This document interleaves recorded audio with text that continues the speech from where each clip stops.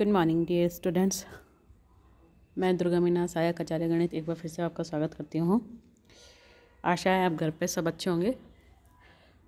अब मेरा next topic है आपका इवोल्यूट्स या केंद्रज।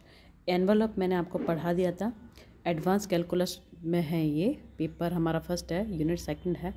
तो एनवलप तो मैंने आपको पढ़ा दिया था। उसमें हमने क्या किया था, उसमें एक प्राचल होता था, वक्रकुल के हमें समीकरण देती थी, वो प्राचल होता था। तो हम क्या करते थे, प्राचल का के सापेक्ष हम अवकलन करते थे और प्राचल को हम विलोपित कर देते थे, तो वो हमारी वक्रकुल के समीकरण हमें प्राप्त हो जाते थे। अब हमें इसमें दिया हुआ होगा इवोल्यूट्स में। इवोल्यूट से पहले हम एक चीज़ पढ़ेंगे कि वहाँ तो हमें एक ही समीकरण दी होती थी, एक ही प्राचल दिया होता था। अब हमें देंगे दो प्राचल, है ना। तो दो प्राचलों में संबंध दिया हुआ होगा, ठीक है। वक्रकुल की हमें समीकरण दी होगी, phi x y a b ही हमें कोई दिया होगा फंक्शन ए बी बराबर 0, और इसमें प्राचल कौन कौन से, ए तथा बी। तो ए और बी में भी हमें संबंध दिया होगा, जो दो प्राचल हो गए उसमें भी हमें संबंध दिया हुआ होगा, ठीक है। तो वो मान लिया साई ए बी। तो अब इसमें हम क्या करेंगे, ए बी का वही विलोपन करेंगे, प्राचल का विलोपन करने पर ही हमें हमारी हल प्राप्त होता है ना। तो इसमें से हम क्या करेंगे, दोनों में से ए और बी का विलोपन कर देंगे, है ना। एक तथा दो में से ए प्राचल का विलोपन कर देंगे। तो पहले तो हमें करेंगे कि एक प्राचल का विलोपन करेंगे, ठीक है, और दूसरे प्राचल को उसका फंक्शन मान लेंगे, ठीक है। इसके अब विधि बताती हूँ मैं क्या होती है। इसमें क्या होता है, एक तथा दो से एक प्राचल का विलोपन कर पूर्व में बतलाई गई विधियों का प्रयोग करना चाहिए। कभी कभी अब इसमें क्या करेंगे हम, ये जो हमें समीकरण दो है इनमें से अगर जो सिंपल इक्वेशन है तो किसी एक कोई भी एक प्राचल ले लेंगे, उसको दूसरे प्राचल का फंक्शन मान लेंगे और एक और दो में से उसको विलोपित कर देंगे, ठीक है। और अगर कई बार अब अगर विलोपित नहीं हो रहे हैं तो हम क्या करेंगे, जो समीकरण दो में से कोई ऐसे समीकरण दे दे कि विलोपन नहीं हो रहा है, तो हम क्या करेंगे, उसको एक अन्य विलोपन एक अन्य प्राचल मान लेंगे, टी मान लेंगे, और उसका एक तथा दो का टी के सापेक्ष अवकलन करेंगे और डी ए अपॉन में डी टी निकल जाएगा, डी और डी बी अपॉन में डी टी के अनुपातों को समान रखकर ए तथा बी एक्स तथा वाई के पदों में ज्ञात कर लेना चाहिए। अब देखो ये एग्जाम्पल से ज़्यादा आपको अच्छे से समझ में आएगी। अभी इवोल्यूट्स क्या होता है, इसकी डेफिनेशन देख लीजिए। वक्र के वक्रता केंद्र का बिंदु पथ उसका केंद्र कहलाता है। वक्र के वक्रता, एनवलप भी तो यही चीज़ होती है, एनवलप भी तो वही बिंदु पति होता था, ठीक है। एनवलप भी तो बिंदु पथ होता था, लेकिन जो केंद्रज होता है वो क्या होता है, वक्र के अभिलंबों का, वक्र के अभिलंबों का एनवलप, ठीक है। एनवलप भी बिंदु पति होता था, लेकिन अभिलंबों का जो एनवलप होगा वो होगा हमारा केंद्रज, ठीक है। वक्र हमारा एनवलप क्या होता था, वक्र का बिंदु पथ होता था हमारा, जो होता था ना वो होता था हमारा बिंदु पथ। इसमें क्या होगा, जो अभिलंब होगा उनका एनवलप अगर निकल जाएगा तो वो हमारा होगा केंद्रज, ठीक है। तो वक्र के अभिलंब उसके एनवलप को स्पर्श करते हैं, ठीक है। अब देखिए, पहले तो मैं आपको जो दो प्राचल वाला उनके एग्जांपल बता देती हूँ। इसमें देखिए, सरल रेखा x अपॉन ए प्लस वाई अपॉन बी, ये समीकरण दे रखी है हमें सरल रेखा, है ना, कि एनवलप निकालना है जहाँ प्राचल है, वो एनवलप जो मैंने पहले पढ़ाया था वो एक प्राचल का था, ये एनवलप जो हम निकाल रहे हैं दो प्राचल है, ठीक है, जहाँ ए तथा बी में निम्न संबंध है। ए तो ये दे रखा है हमें, बी ये दे रखा है। तो पहले ए सॉल्व कर लेते हैं। तो दो समीकरण दे रखे हमें, फाई एक्स वाई ए बी वाली समीकरण कौन सी है हमारी, ये वाली समीकरण है, एक्स अपॉन ए प्लस वाई अपॉन बी, इसको समीकरण नंबर 1 दे देते हैं। प्राचल के समीकरण हम पहले ए न ले लेते हैं, A N plus B N बराबर सी एन, समीकरण 1 होगी, समीकरण 2 होगी। अब इसमें क्या कर लेते हैं हम, समीकरण नंबर 2 में यही बताया था ना, किसी भी एक प्राचल को दूसरे प्राचल का समीकरण, इसमें सी एन जो है, सी है ये प्राचल नहीं है, ये अचर है, ठीक है। तो बी को हम ए का फलन मान लेते हैं, ठीक है। बी को हमने यानी इधर ए लिया है हम, सी की पावर एन माइनस ए की पावर एन लिया है ना, ये लिया है हम, ये लाओ या नहीं लाओ मान लेते हैं डायरेक्ट, है ना। तो हम क्या करेंगे, पूरा प्राचल हमने एक कौन सा प्राचल मान लिया, ए मान लिया, बी को बी भी ए का फंक्शन है तो पूरा हमने मान लिया ए, फिर बाद में हम ए और बी को विलोपित कर देंगे। तो ए है को मान लिया तो ए के सापेक्ष अवकलन कर देते हैं। पहले ए समीकरण नंबर 1 का करते हैं, ये रही समीकरण नंबर 1, इसका करो ए के सापेक्ष, है ना। तो ए के सापेक्ष करेंगे तो एक्स अपॉन ए, एक्स इसमें कांस्टेंट मान लिया, है ना, एक्स अपॉन ए, 1 अपॉन ए का क्या हो, ए के सापेक्ष कर रहे हैं तो 1 अपॉन ए का क्या होगा, 1 अपॉन ए माइनस 1 अपॉन ए स्क्वायर, भाई ए की पावर -1 ऊपर चली जाएगी तो -1, ए की पावर -1 का क्या होता है, -1 आगे आया, ए की पावर -2, तो -1 अपॉन ए स्क्वायर एक्स, और इसमें भी हो जाएगा माइनस बी का, बी तो है ही ए का फलन, तो बी का क्या हो जाएगा -1 अपॉन बी स्क्वायर और डी बी अपॉन में डी ए, और माइनस कॉमन ले लेंगे, उधर ले जाएंगे तो पूरा प्लस में चेंज हो गया। ये जो प्लस आया है ये माइनस कॉमन लेकर आया, इसने डायरेक्ट एक पद लिखा है, एक पद खा गया है, तो बीच में आप एक बार एक पद ये लिखिएगा, माइनस एक्स अपॉन में a square minus y upon में b square d b upon में डी ए बराबर 0, समीकरण नंबर 3। ठीक है, ये डाल देना। अब हम इसका भी तो करेंगे, इसका भी तो करेंगे, समीकरण नंबर 2 का भी ए के सापेक्ष कर लेते हैं। तो ए की पावर एन का तो क्या होगा, ए की पावर एन ए की power n minus one, b की पावर एन का क्या होगा एन, बी की power n minus one d b upon में डी ए बराबर, फिर से इसने डायरेक्ट पद लिखा है, एक पद बीच में आ गया है, आएगा एन वाला, इसने फिर एन कॉमन लेकर 0 कर दिया है। ठीक है, सी की पावर एन का क्या होगा 0 हो जाएगा, वो तो अचर है। ठीक है, तो एन भी कॉमन लेकर 0 हो गया, ये समीकरण नंबर 4। अब डी बी अपॉन में डी ए का विलोपन कर दिया है इसने। ठीक है, यहाँ से समीकरण 3 तथा 4 से 3 तथा 4 से विलोपन कर दिया है। मान लिखते हैं, यहाँ से मान क्या आएगा, डी बी अपॉन में डी ए का क्या मान आएगा, क्या आएगा बताइए, minus b n minus one upon में ए एन माइनस वन, उसमें एक्स अपॉन ए है नीचे, है ना, एक्स अपॉन ए स्क्वायर है, इस वाई अपॉन बी स्क्वायर है, दोनों को आप रखोगे तो एन माइनस वन प्लस 2 क्या हो जाएगा, एन प्लस वन, ये b n plus one, b n minus one plus 2 क्या हो जाएगा, बी एन प्लस वन। तो ये हमारा मान आ जाएगा, डी बी अपन में डी ए का मान इसमें निकाल के 4 में से निकाल के 3 में रख देगा। ये देखिए यहाँ से मान निकाल दिए, इसमें रख दिया, है ना, तो ये आपका ये वाली समीकरण बन जाएगी, समीकरण नंबर 5। अब 1, 2 और 5 जैसे, अब हमें विलोपन किसका करना है, ए बी का विलोपन करना है, किस किसका करना है, ए और बी का, 1, 2 तथा 5 से ए तथा बी का विलोपन करने के लिए हम क्या करेंगे। अब इसमें देखो आगे मैंने आपको एक पढ़ाया हुआ है, आंशिक अवकलन में पढ़ाया था, ये युगपद समीकरण वाला पढ़ाया था, तो इसी के आगे हम क्या कर सकते हैं, बराबर करके दोनों को जोड़ देते हैं। एक इस ए एन प्लस वन को क्या लिख सकते हैं हम, एक ए इंटू ए एन, तो एक ऊपर ले गया, एक्स अपॉन ए लिख सकते हैं, इसको वाई अपॉन बी, दोनों को जोड़ दिया, A N plus B one, इसका मान क्या है, एक समीकरण नंबर 1 से 1 और समीकरण 2 से इसका मान क्या है, सी एन। ठीक है, अब कोई भी 2 पद ले लो आप, है ना, आप चाहे ये वाला पद ले लो, ये फर्स्ट और लास्ट ले लो, चाहे सेकंड और लास्ट दोनों पद ले लेते हैं, जैसे ए की पावर ए का मान निकल जाएगा।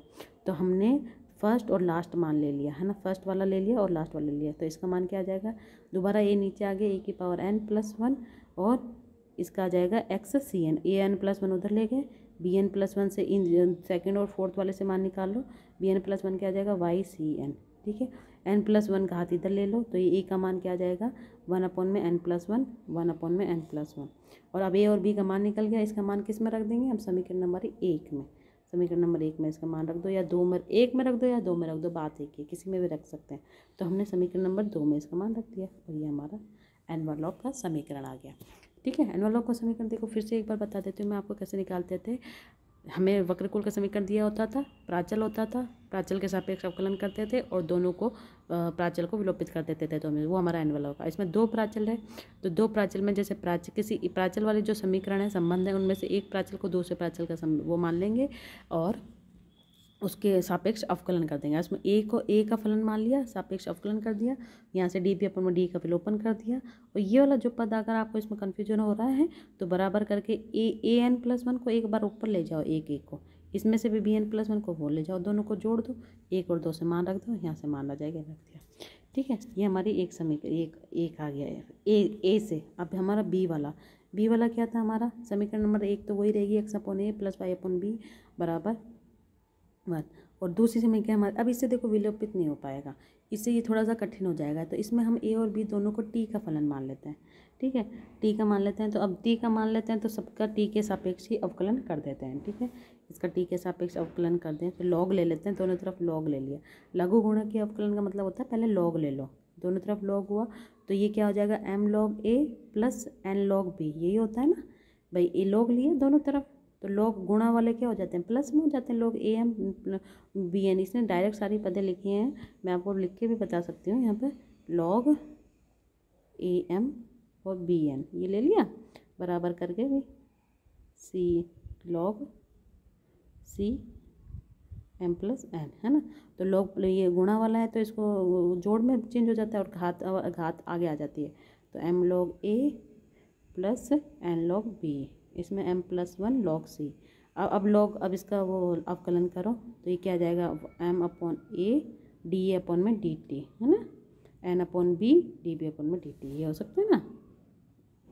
तो ये हो गया हमारा। और ये cm+1 का तो क्या हो जाएगा, 0 हो जाएगा, कांस्टेंट है। ठीक है, अब इसमें एक से भी, अब समीकरण एक का भी तो करेंगे, दोनों का एक का भी तो करेंगे जो दी हुई थी। उसमें क्या था x/a + y/b बराबर 1 टी के सापेक्ष कर रहे हैं, तो -x/a² dA/dt minus y/b² dB/dt बराबर 0। इससे इसको प्लस में चेंज कर लो, माइनस कॉमन लेके, है ना।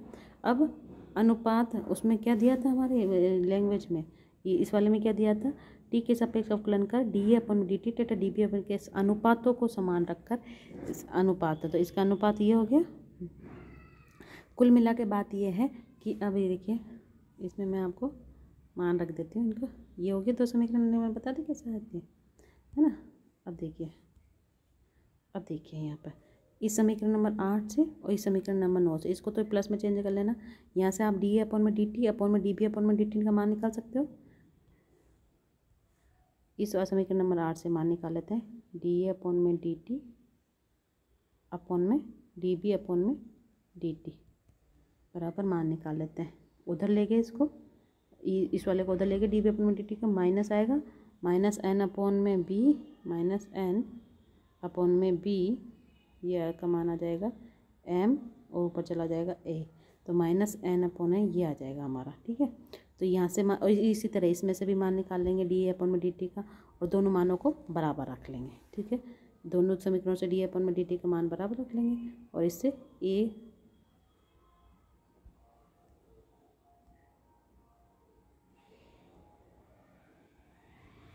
है ना, दोनों को मानों बराबर रख लिए। कुछ चीज़ें कट जाएंगी, b से b कट गया, x/am आ गया, y/bn आ गया। ठीक है, फिर से इस a को ऊपर ले गए, यहाँ से फिर a को b को ऊपर ले गए, तो ये क्या हो जाएगा, x/a/m y/b/n, फिर जोड़ दिए x/a + y/b 1/m/n। ठीक है, a का मान निकाल लिया इससे, इस वाले फर्स्ट और फोर्थ से, सेकंड और फोर्थ से मान निकाल लिया, a का मान निकाल दिया और किसी भी समीकरण में स्थापित कर दिया, तो ये हमारा अभिष्ट एनवलप का समीकरण आ गया। ठीक है, इसी तरीके अब से इसी तरह एक सेकंड एग्जांपल और देखिए, सिद्ध कीजिए परवलय ये समीकरण दे रखी है हमें x/a + y/b, प्राचल की समीकरण दे रखी है ab = c²। ठीक है, तो इससे b का मान निकाले, b को हमने एक का फलन मान लिया, दो फिर से या तो a को मान लो या b को मान लो, तो b को मान लिया a का, तो फिर से किसका a के सापेक्ष या तो मान रख दो पहले तो b का, इसमें तो पूरा एक ही प्राचल में चेंज हो जाएगा, b = c² / a, इसमें मान रख दो डायरेक्ट, या तो अलग अलग करो फर्स्ट एग्जांपल की तरह, उसमें अलग अलग इसलिए करा था क्योंकि b का मान थोड़ा सा कॉम्प्लिकेटेड था, इसलिए अलग अलग कर दिया था। अगर डायरेक्ट मान रख सकते हैं हम तो डायरेक्ट भी मान रख सकते हो, जिससे ज़्यादा अवकलन करने की जरूरत नहीं होगी, आपको दो समीकरणों से विलोपित नहीं करना पड़ेगा, है ना। तो इससे डायरेक्ट इसमें b का मान इसमें रख दिया समीकरण नंबर 1 में, x/a + ay/c², पूरा चीज़ किस में चेंज हो गया, a में, तो a के सापेक्ष अवकलन करो, अवकलन कर दिया a के सापेक्ष, है ना। √x as it is 1/√a का क्या हो जाएगा, a की पावर हाफ है ना, -½ तो -½ आगे आ जाएगा, और -3/2, तो a√a, इसी तरह ये आ जाएगा √y/c, इससे a का मान निकल जाएगा। इससे आप हल करेंगे तो a का √a, तो √a कॉमन है, दोनों में से कट जाएगा, √a तो कट जाएगा, √a दोनों में कॉमन है, माइनस वाला पद उधर लेकर कट जाएगा, सिर्फ a बचेगा, तो आप a का मान डायरेक्ट निकल रहा है, a = c/, में ये आ जाएगा, a का मान रख दो, ये हमारा आंसर है, अभिष्ट एनवलप का समीकरण है। प्राचल को विलोपित करना ही अभिष्ट अवकलन का समीकरण, मान रख दिया, है ना। इसी तरह समीकरण नंबर 3, ये तो सारे ही सिंपल है, हमने पहले ही कर चुके हैं, a की पावर m और b की पावर n वाला कर सकते हैं, इसमें तो पावर ही नहीं दे रखी है, तो a का मान b का मान निकाल लो, इसमें से भी b का मान निकाल सकते हैं। ये एग्जाम्पल नंबर 3 भी आपका इस तरीके से हो जाएगा, x² + a² + y² / b² बराबर a, दिया गए संबंध में b का मान निकाल दो, डायरेक्ट इसमें पुट कर दो और a के सापेक्ष अवकलन कर दो, और a का मान निकल जाएगा और मान रख देंगे, है ना। इसी तरह ये वाला, ये अभी अपन कर चुके हैं, सेम वही वाला है, c वाला भी सेम ये बता रखा है, पूर्व उदाहरण की तरह ही है। ठीक है, अब ये मान कर कि केंद्र अभिलंबों का एनवलप होता है, इसमें देखो एक समीकरण तो दे रखी है, दूसरी समीकरण आपको निकालनी पड़ेगी, है ना। तो ये y² = 4ax है ना, 4x हमें समीकरण दे रखी है, लेकिन इसमें हमें अभिलंब की समीकरण लिखनी पड़ेगी, लिखा हुआ ना केंद्रज अभिलंबों का एनवलप होता है, तो इसका केंद्रज निकालना है हमें, है ना। तो अभिलंबों का एनवलप होता है और केंद्रज निकालना है, तो केंद्रज इसको निकालने के लिए पहले हमें क्या निकालना पड़ेगा, अभिलंब निकालना पड़ेगा, तभी तो अभिलंबों का एनवलप निकाल पाएंगे। अभिलंबों का एनवलप भी तो केंद्रज है। तो अभिलंब की समीकरण क्या होती है हमें पता है परवलय के अभिलंब की समीकरण ये वाली होती है, ठीक है। तो y बराबर mx minus 2am minus am cube, ये होती है हमारी परवलय की समीकरण, ठीक है। तो एक का m के सापेक्ष अवकलन कर दो, है ना। अभिलंबों का ही तो वो हुआ, अभिलंब का ही तो एनवलप केंद्रज होता है, तो अभिलंब की समीकरण ये हो जाएगी। इसमें एक ही अवकलन, इस समीकरण का कोई रूल नहीं है बीच में, है ना। तो m ही इसमें प्राचल है, अवकलन करो इसका m के सापेक्ष कर दिया, m का मान निकाल के m का मान निकाल के इसमें डाल दिया, है ना। m का ना इसमें से 2 का मान 1 में रख दिए। इस वाले समीकरण को तो इसलिए दे रखा है इसी का अभिलंब निकालने के लिए, ठीक है। अब इसमें भी देखो केंद्रज दीर्घवृत्तज का केंद्रज निकालिए, सिद्ध कीजिए कि x² / a² बराबर प्लस है, ये बराबर नहीं आएगा, यहाँ प्लस आएगा, वो का एक केंद्रज ये है, इसको ये प्रूफ करना है, ये आंसर निकालना है। तो केंद्रज क्या होता है, अभिलंबों का एनवलप होता है ना। तो इसके अभिलंब की समीकरण क्या होगी, इसके अभिलंब की समीकरण ये होगी a cos theta minus by sin theta बराबर a² माइनस b²। तो इसमें क्या हो गया हमारा प्राचल, इसमें हमारा प्राचल है थीटा, तो थीटा के सापेक्ष अवकलन करना, ये हमारी निकल जाएगी, है ना। पूर्व उदाहरण, ये एनवलप का पूर्व उदाहरण 3 पृष्ठ 70 में ज्ञात किया गया। ये एनवलप वाले एग्जाम्पलों में मैंने आपको करवा भी रखा है, ठीक है। अब इसमें भी केंद्रज निकालना है, तो केंद्रज में ट्रैक्ट्रिक्स है, तो इस ट्रैक्ट्रिक्स की वो देख लेते हैं, इसका वो देख लेते हैं हम। इसके अभिलंब की समीकरण, इसके अभिलंब की समीकरण ये वाली होती है, और वो जो अभिलंब की समीकरण होती है उसका एनवलप निकाल लीजिएगा। तो ये आपका एक लॉट्स कंप्लीट होता है। आप इसको सबको कॉपी करिएगा अपनी कॉपी में और अच्छे से पढ़िएगा। Thank you.